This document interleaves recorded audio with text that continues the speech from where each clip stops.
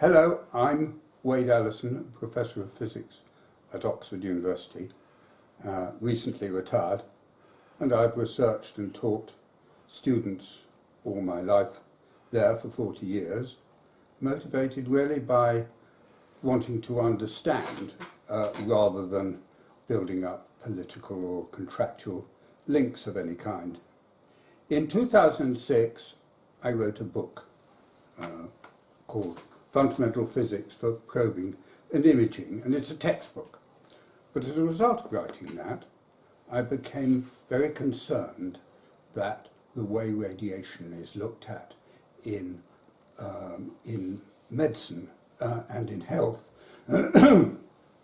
is a completely different level to the way it's looked at in the environment. And this difference has caused pointless suffering at Chernobyl at that time. So in 2009, I wrote another book, a popular book designed for everybody to be able to read, called Radiation and Reason, The Impact of Science on a Culture of Fear. And that was 2009, and that went very well. In 2011, of course, the Fukushima accident occurred, and unfortunately the mistakes of Chernobyl that I had written about were repeated, and very shortly after that, I'm glad to say, my book was translated and published in Japanese. And I visited and lectured in Japan in 2011 and 2013.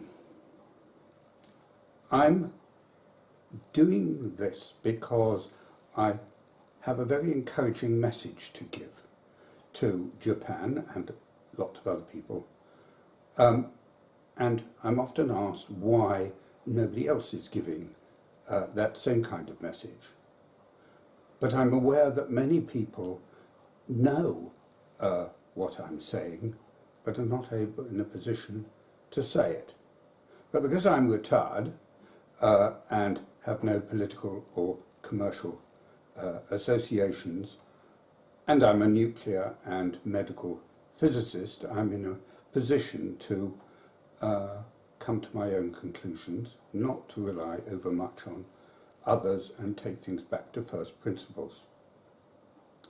What I have to say is based on my own knowledge. They're my summary of the situation, and as such they're quite unrelated to any view of the British government or any commercial operation.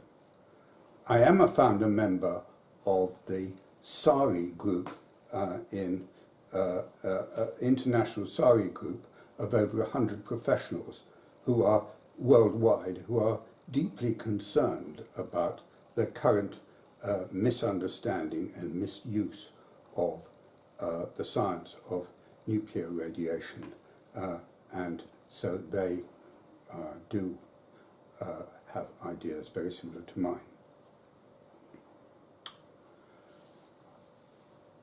As well as shelter, food and water, civilization needs energy and mutual trust if it's to be able to support a sizable population. Both of these, energy and mutual trust, have been damaged by what happened at Fukushima in 2011, both as a result of official and reactions by the public. And this can't be justified in science. The choice of nuclear power is similar to similar advance made many years ago.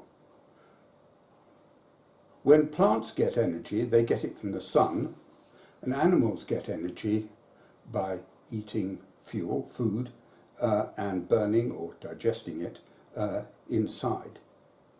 In a crucial step in the development of man on this planet, mankind started burning fuel outside his body. By studying fire, he learnt to control it and take it into his home. It gave immediate superiority over all the other animals, and it enabled him to cook and to heat his home and to live a much more comfortable and productive life. No doubt there were environmental protesters, and they were right, because fire is very dangerous and it costs many lives.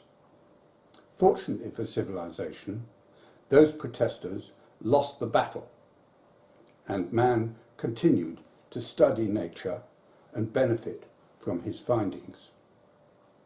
Today we have a new fire, nuclear energy, 1,000,000 times more powerful than conventional fire, but very much safer. Unlike their predecessors, today's protesters are completely unjustified. They are simply wrong. Nuclear technology is quite safe, and the Fukushima accident has shown that. In March 2011, in Japan, there were 3 distinct events. The first was an exceptional natural disaster with massive destruction and nearly 20,000 lives lost. The second event was the resulting destruction of 3 nuclear reactors and the escape of an amount of radioactivity into the environment. However, this caused not a single death or even significant hospital admission. This was only an accident, it wasn't a disaster. And the third thing that happened was an artificial, self-inflicted, worldwide panic, which lasted over 3.5 years and has caused a loss of trust in society, a severe social stress, significant loss of life, over 1,000 deaths, great cost to the Japanese economy, massive increase in carbon emissions, all without benefit of any kind, except possibly to foreign fossil fuel providers. The excellent education and informative guidance about earthquakes given to Japanese children and citizens enabled them to optimize their reaction to the real disaster. It was amazing. It was brilliant. No other nation in the world would have been able to react to the tsunami, to the earthquake and tsunami, with the effectiveness that the Japanese people did, because they know about it. But when it came to the radiation, there was no knowledge, there was no experience, there were no plans, either by the authorities or the people, with disastrous results. This failure is not a Japanese problem, it was worldwide. The panic and lack of education in nuclear was something that every nation, each nation, reacted to with its own local historical terms. This complete misjudgment raises many questions. In physics, in reactors, in biology, in medicine, in sociology, economics, politics and philosophy. But here are just 3. How safe is nuclear radiation? Secondly, how is it possible to build popular trust in nuclear safety?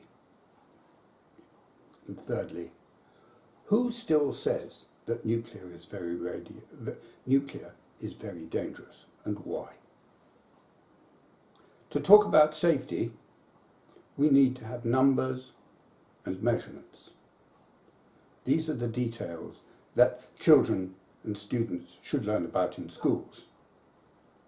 Doses, energy measured in energy per energy absorbed per kilogram, that is in millisieverts, and radioactivity rates in becquerels. None of these things are difficult, but they're a bit tedious in an address like this. So we'll skip over the details here.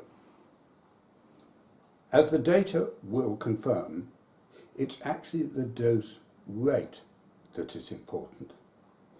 A dose, a radioactive dose, radiation dose, spread out in time to a low rate might as well not be there because of the evolved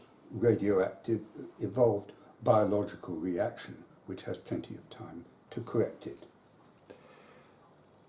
2 points before we look at some data. The first is that nuclear is 70 years old, and in its medical applications it's 110 years old. So, although there are always technical advances and improvements to be made, it's not an immature technology. There is no need for special pleading of precaution, which certainly applies when you have a new technology where not as much is known. The second point I'd like to make is that we will concentrate on higher exposures of radiation to larger numbers of people. If these are shown to be safe, then data exposures, accidents with smaller numbers of people and smaller doses are not more unsafe. A radiation exposure may be either a single flash, like was emitted by the bomb at Hiroshima, or like you get from a dental X-ray on a different scale, a dental X-ray or a CT scan.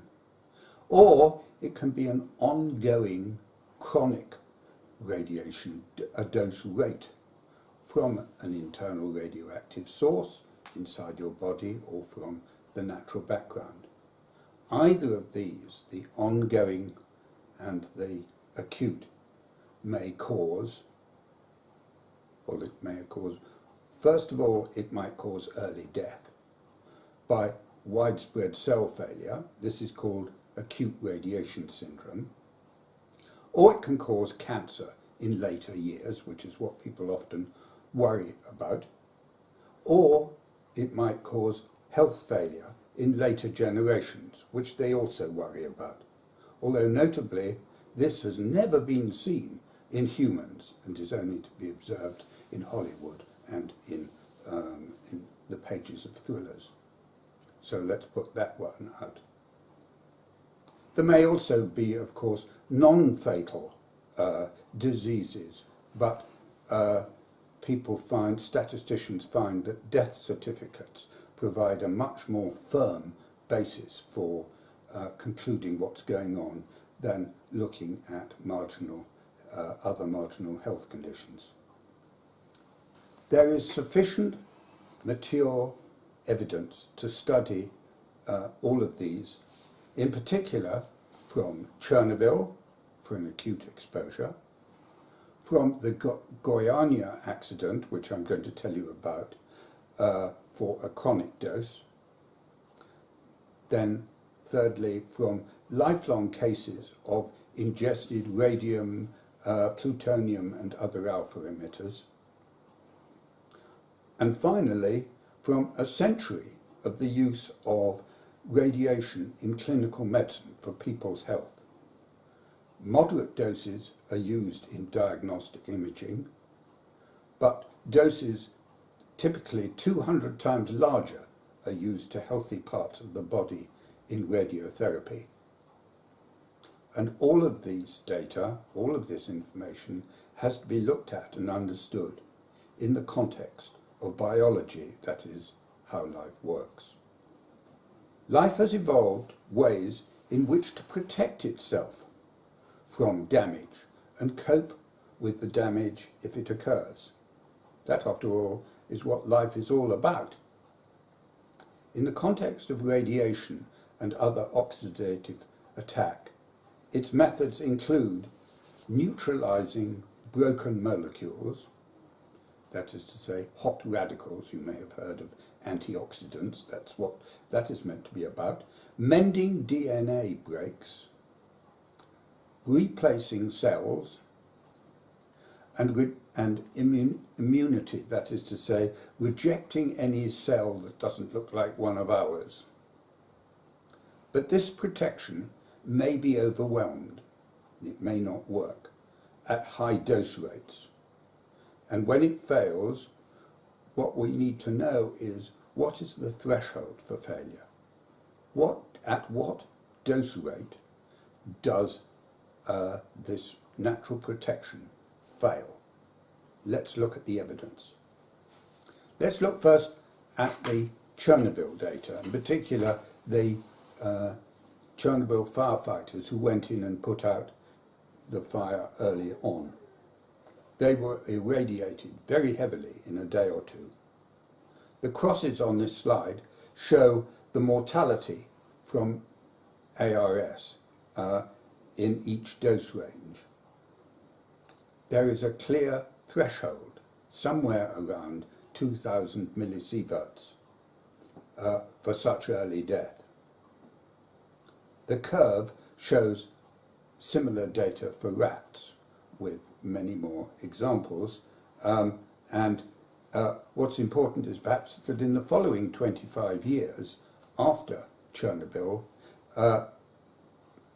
some survivors died, but not necessarily, not of particularly radiation-related causes. As far as Hiroshima is concerned, early data on ARS are not available for obvious reasons.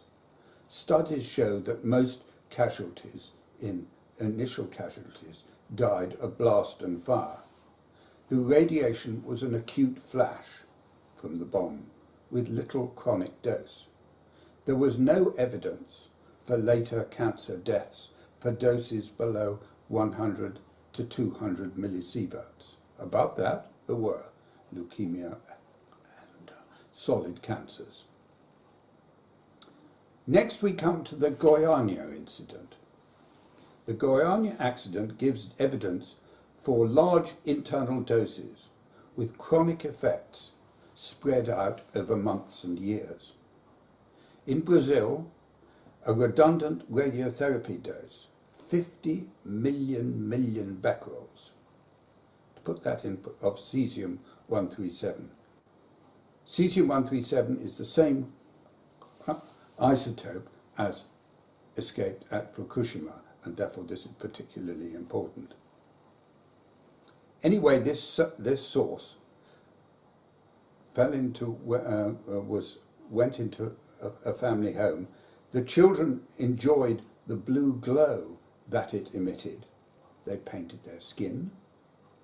They got it in the kitchen and food. They invited in the neighbours to look at this extraordinary thing. They sold it to somebody else, and then some became ill. 249 of them were contaminated, and in 6 weeks, 4 of them died of acute radiation syndrome, like the people at Chernobyl. And the activity they had inside them was 100 million becquerels. 28 had surgery for burns on their arms and legs and so on, but survived. One woman with an activity of 200,000 becquerels was already 4 months pregnant, but she had a healthy but radioactive child. Another with an activity of 300 million becquerels, that is to say, more activity than some of those who did die, became pregnant 3 years and 8 months later, but also had a healthy child. In the 25 years since the accident, there have been no further deaths that are considered likely to be related to radiation. Of course, some people died, but not of cancer.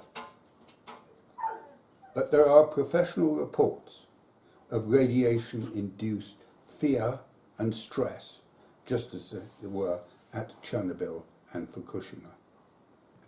If there were time, I could look at data on radium and radon and plutonium and other alpha emitters. These are absorbed in rather slightly different ways, but it's still true that a threshold of about 1 gray, that is to say more than 1,000 millisieverts per year, is the threshold at which any fatalities or other diseases have been detected. As a matter of interest, in 1934, the year that Marie Curie died, the safety threshold was set at the equivalent of 730 millisieverts per year, almost exactly what I'm talking about. And I think one can say that it has only been changed, and it has been changed by a large factor, it's only been changed subsequently for political and other non-scientific reasons. I'm going to talk to you about medical doses. And it's important to realize that there has been amazing progress over the years, particularly in medical care in Japan and USA, Germany, and in other countries, based in large part on the work of Marie Curie and others. And to note that a diagnostic scan dose, that is to say from CT or SPECT or PET or the other kinds of radiation doses that you can get, is less than 1% of what you get from a radiotherapy course. And a course of radiotherapy uses a very large dose on members of the public to kill a tumour on purpose. That's what it's for. But the dose received by the tissue round the tumour may be half as much as the tumour itself receives. So that's also very high. That is 15 times, over a period of a month, 15 times what the workers at Chernobyl found to be fatal. But it's spread over 4 to 6 weeks. Every day, more tumour cells die, and every day in the treatment, healthy cells just manage to not die and recover. The standard safety criterion that the radiation dose should be kept as low as reasonably achievable, ALARA as it's called, ignores this recovery. Without this recovery, radiotherapy would be fatal.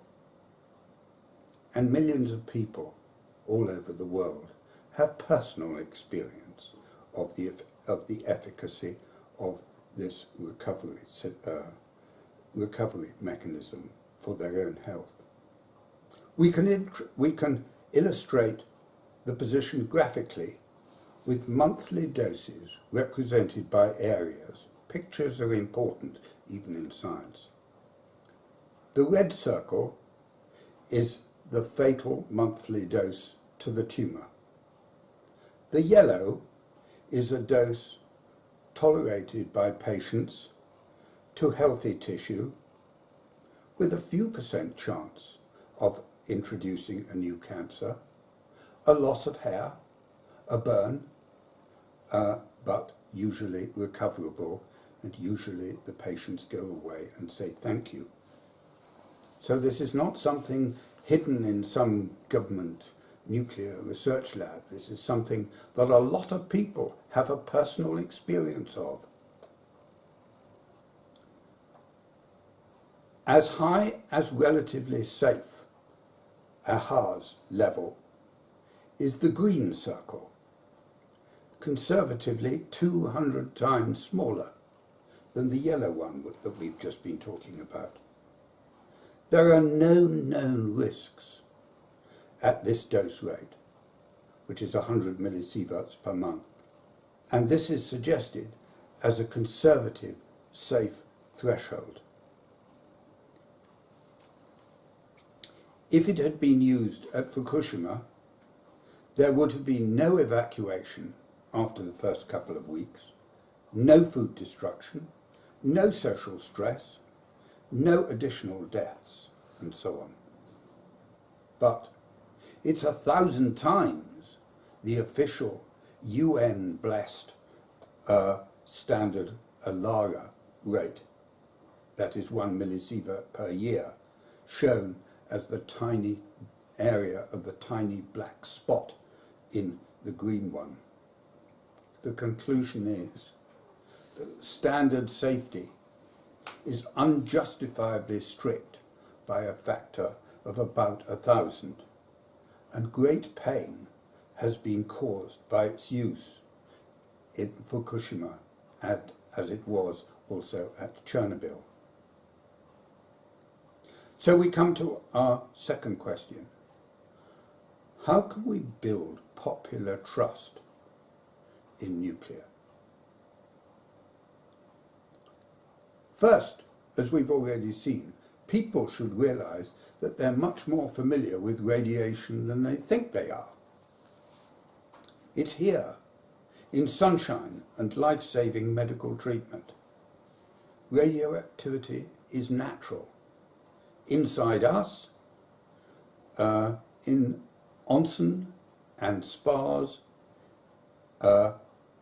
Secondly, people should realize that studying radiation is not hard, but needs public lectures and a little bit of private reading by some people with advice. How about some advice from famous and respected authorities, with confidence, from academic science and medicine, not commercial industry. People should make measurements to reassure and do simple calculations. As I've said, some of those can be done at school, for instance, for food and water. We should discuss waste and reprocessing. They should learn a bit more about internal radiation and why it is safer than radiation that is shone in acutely. And they should discuss why people have different views and where they go wrong. So now I'm going to look at each of those ideas. Sunshine is radiation, but most of it can't break chemical bonds, so it can't wreak the havoc that ultraviolet can. Ultraviolet, which sits in the spectrum between sunlight and X-rays, can break molecules, and does, and on holiday, as we all know, if you have too much sunshine, two things can happen. One is you will get sunburn, and the cells of your skin will die and they will peel off, but you'll recover from that. That is cell death. And the other thing that can happen is that years later you can get skin cancer. Exactly parallel with the situation with the other parts of the radiation spectrum. Of course, we should cancel holidays and take our summer holidays deep underground. Maybe we would take them in the winter only, if we were still worried. But with sense, with care, we can manage our natural protection, and we do, and enjoy sunny holidays with the children where we give them a good advice as well.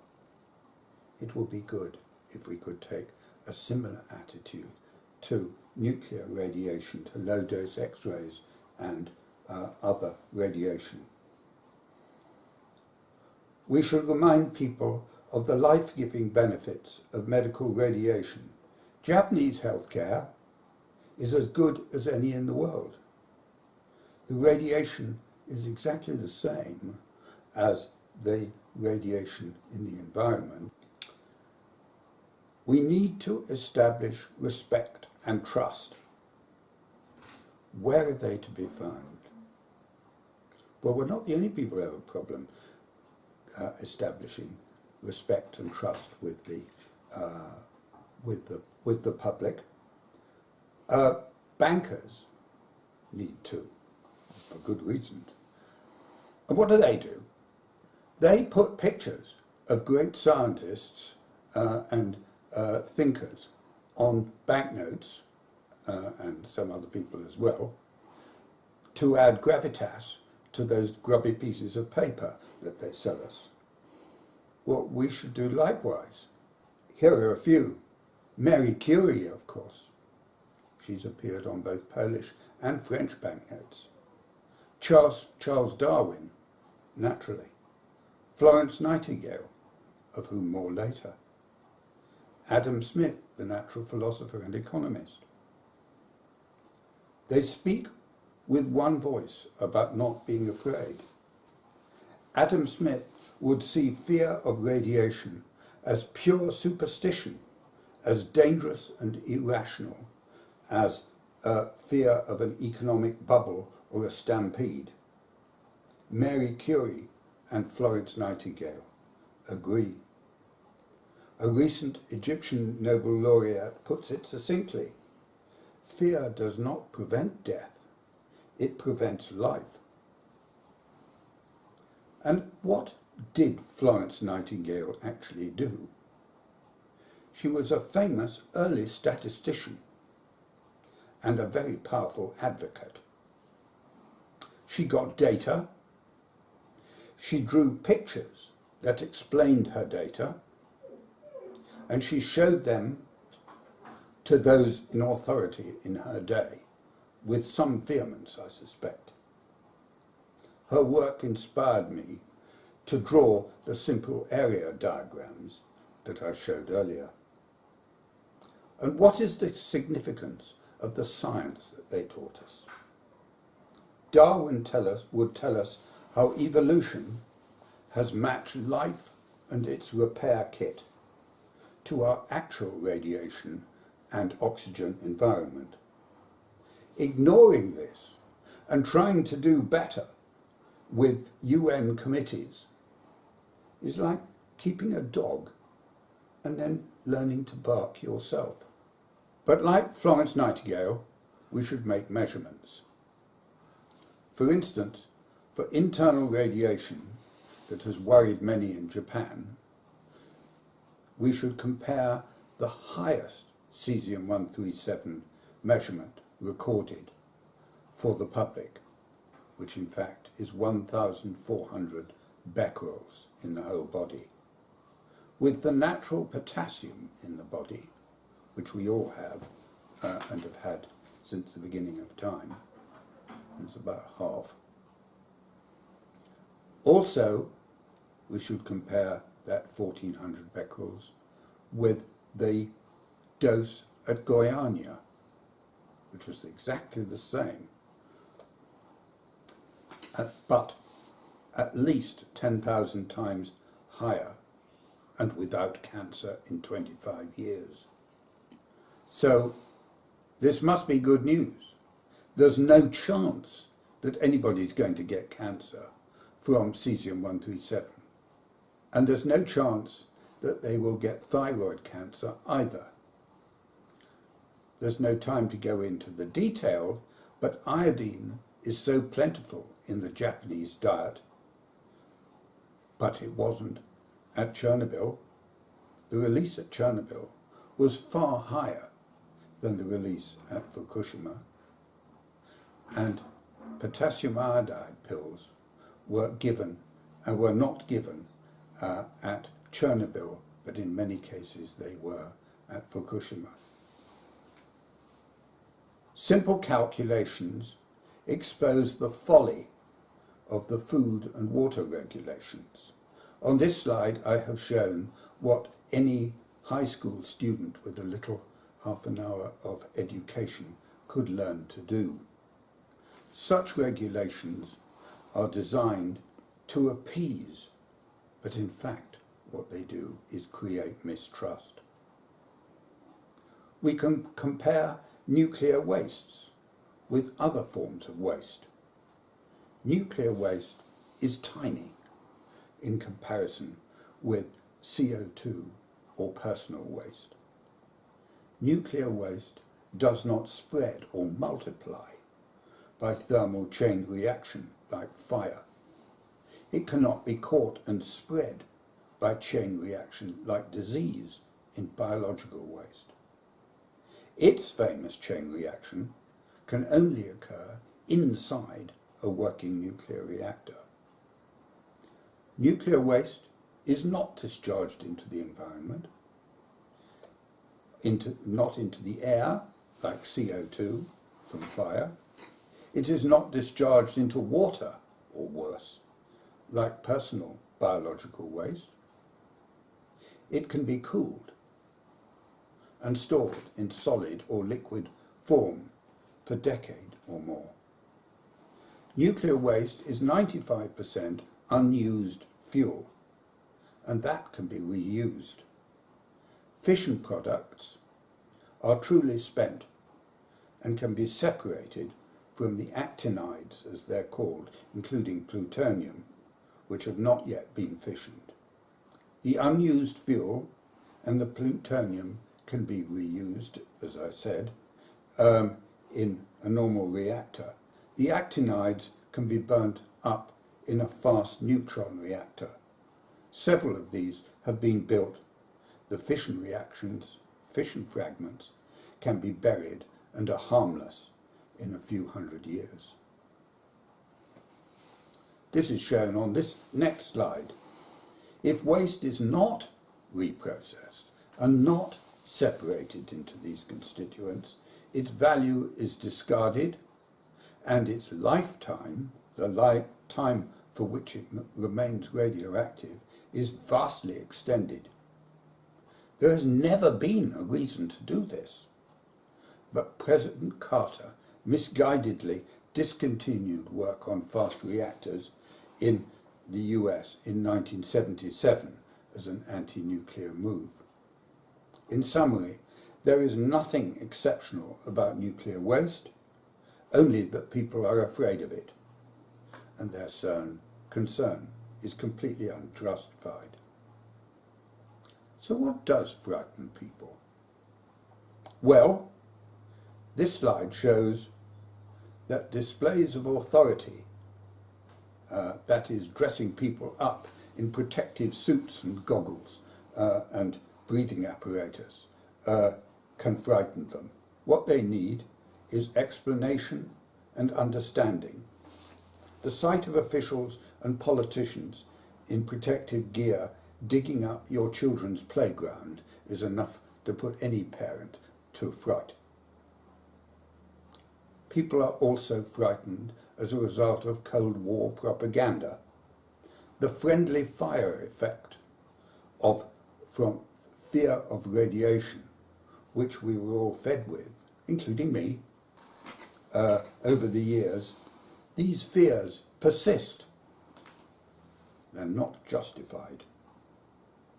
If people are told that they have been irradiated, simple people in the countryside are told that they have been irradiated, like at Fukushima or at Chernobyl, it's like telling a medieval peasant that they have been cursed.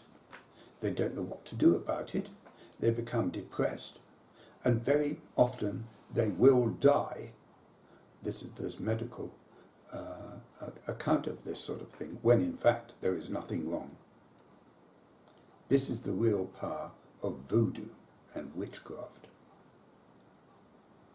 The appeasement of fear with inept ALARA regulations provides a short-term sticking plaster to public worries, but in the longer term it sows distrust and misunderstanding. This mistaken strategy goes all the way up to the United Nations. It is an international, not a Japanese problem. In fact, it's not a problem, it's a crime. Fear should be treated with explanations and education, not regulation. Finally, engaging in stories of blame and secrecy are inflammatory. Technical and personal understanding are a more effective way than finding fault when something goes wrong. So finally, who still says that nuclear radiation is dangerous, and why? Well, of course, many jobs in the fossil fuel business depend on retaining the status quo. Similarly, in the regulation and safety industries, and there are many people and many jobs there. In fact, about half the cost of nuclear is safety or fear related. Half of the jobs in the industry could go with benefit. Many experts would be affected, and so they do not speak in favour of such a change. Turkeys do not vote for Christmas. Most other people remain silent. They're still influenced by the Cold War propaganda and the books and films that came with it. They're not familiar with the physical and medical science, and they believe and have been brought up to think that nuclear is very hard and not for them to understand, and they feel a bit inhibited. How about doctors? They should understand. Well, most doctors, I'm glad to say, put their patients' health first rather than making political points, and I'm glad my doctor does. Some people are frightened, genuinely. The language that they use tells that. They're based on fear, not science. There are others who are seeking or receiving compensation, and they are not going to propose any change. There are a few academics whose narrow interests, research interests, are centred on whether they can get replacement of their research grants, and they are happy with the status quo. So that doesn't leave very many of us looking at the situation as a whole. So we can come to the last slide and look at the conclusions. The first conclusion is that, very clear, that radiation is not a threat to the world order. It's not a global danger like political and economic instability, environmental change, population, food, water. The second conclusion is that the UN safety guidance should be made based on science, not on appeasement. Current safety advice should be replaced to reduce nuclear costs by a large fraction.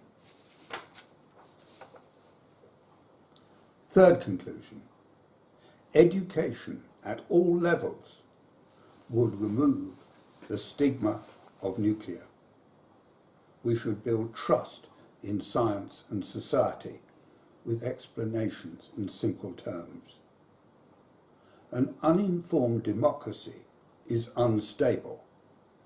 If we give votes to people who don't understand what's going on, we're asking for trouble. Current public attitudes to nuclear safety give authoritarian regimes an advantage. Russia is building 28 reactors. 19 of those are abroad. Democracies are in danger of becoming uncompetitive. Fifth, Japan should restart its existing nuclear power plants, and closures should cease everywhere. All waste should be processed. Waste is not an exceptional danger. States should invest in more nuclear and fast reactors now, and in thorium and fusion for the future. Thank you.